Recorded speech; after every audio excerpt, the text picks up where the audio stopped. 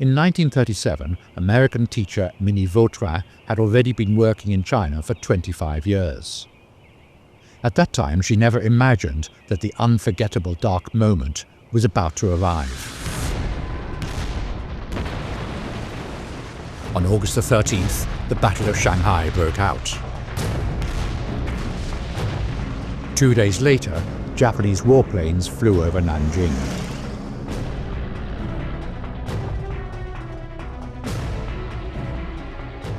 In early December, foreign embassies issued their final evacuation notices, urging all foreigners to leave Nanjing immediately. They warned, if you do not depart now, we cannot guarantee your safety. But Minnie Vautrin refused and decided to stay with the school and the students.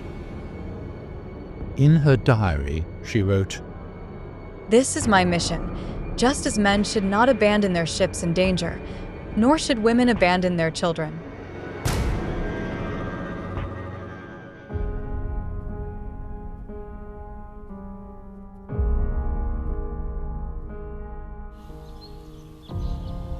Minnie Vautrin stayed in Nanjing. She served as the acting president of Jinling College. Along with German businessman John Raber and over 20 other foreigners who voluntarily stayed behind, they established the Nanjing Safety Zone International Committee and designated the area near Jinling College as a wartime safety zone. They demanded that both sides in the war regard this safety zone as a neutral area, where civilians entering the zone could receive shelter, with priority given to women, children, and wounded soldiers. Buried alive and with thousands huddled beyond the gates.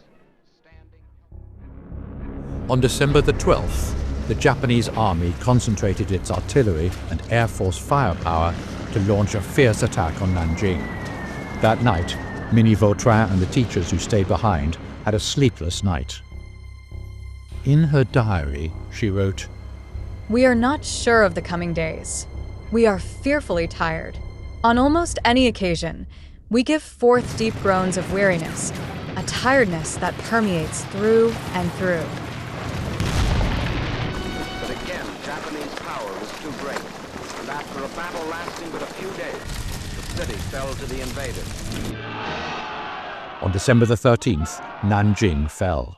Jiang Lianhong, director of the Nanjing Massacre Research Center at Nanjing Normal University, noted that the nightmare haunted the innocent people of Nanjing. After the Japanese army occupied Nanjing, widespread killings and rapes occurred, particularly targeting women in the city, causing great fear among the women.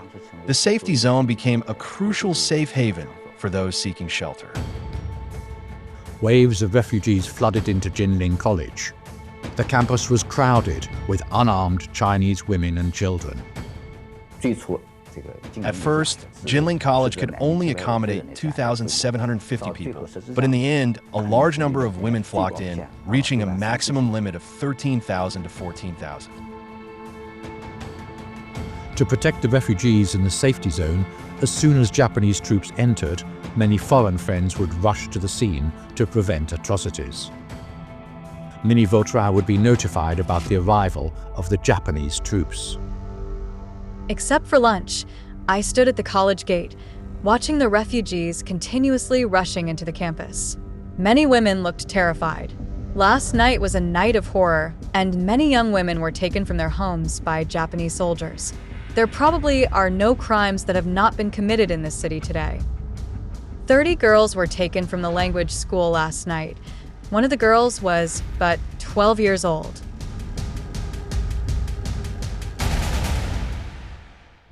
Jinling College, which accommodated women and children, became a target for the Japanese army, with Japanese soldiers coming here every day to capture people. On December the 17th, a group of Japanese soldiers broke in.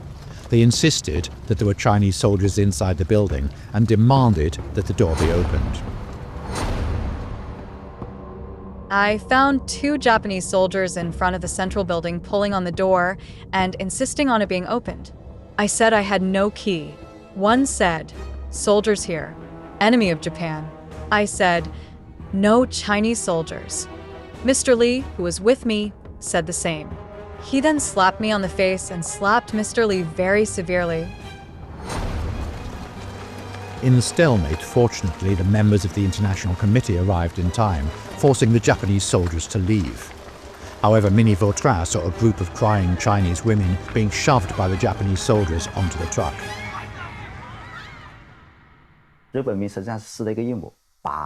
The Japanese made a trick to keep the persons in charge of the refugee camp at the front gate, while another truck entered through the back door, searching for young women.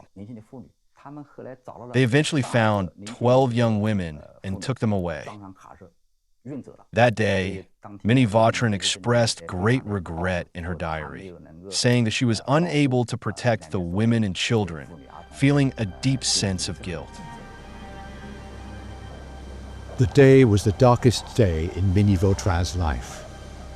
She wrote in her diary, People kneeling at side of road, the dried leaves rattling, the moaning of the wind, the cry of women being let out.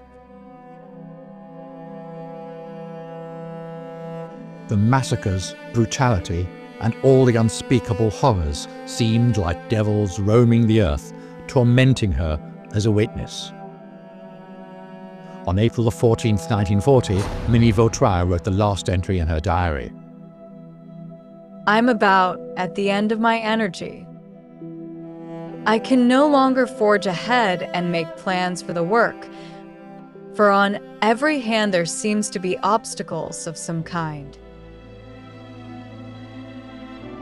Due to long-term fatigue and intense mental stimulation, Minnie Vautrin suffered from severe depression and had to return to the United States for treatment. On May 14, 1941, 1 year after she left Nanjing, 55-year-old Minnie Vautrin turned on the gas switch. In her farewell letter, she wrote, "Had I 10 perfect lives, I would give them all for China."